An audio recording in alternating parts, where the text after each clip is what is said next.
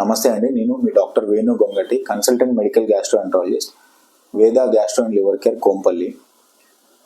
IBD awareness day రోజు IBD గురించి కొన్ని విషయాలు తెలుసుకుందాం. ఐబిడి అంటే ఏంటి? ఇన్ఫ్లమేటరీ బౌల్ డిసీజ్, అంటే పేగు పూత వ్యాధి అని అంటాము యూజువల్గా. దీంట్లో 2 టైప్స్ ఉంటాయి. ఒకటి అల్సరేటివ్ కోలైట్, రెండవది క్రాన్స్ డిసీజ్.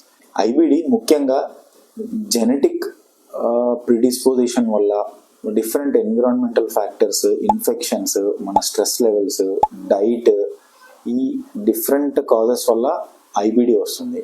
ఐబిడి గల లక్షణాలు: ఐబిడి కడుపు నొప్పి, మోషన్స్, లూజ్ మోషన్స్ అవ్వడము, మోషన్లో రక్తం రావడము, మోషన్ జిగురు కింద రావడము, బరువు తగ్గడము, ఫిస్టులాస్ అవ్వడము, ఇలాంటి డిఫరెంట్ లక్షణాలతో ప్రజెంట్ అవ్వచ్చు. ఐబిడిని క్యూర్ చేయొచ్చా? ఐబిడిని మనం కంట్రోల్ మాత్రమే చేయగలము ఇప్పటి వరకు అందుబాటులో ఉన్న మెడిసిన్స్ వల్ల. Different medicines like immunomodulators, biologicals, tablets, different drug regiments like steroids, immunomodulators, biologicals, ఇలాంటి ఇంజెక్షన్స్ ద్వారా కంట్రోల్ మాత్రమే చేయగలుగుతాము. ఇది ఒక డయాబెటీస్, హైపర్ టెన్షన్ లాంటిది.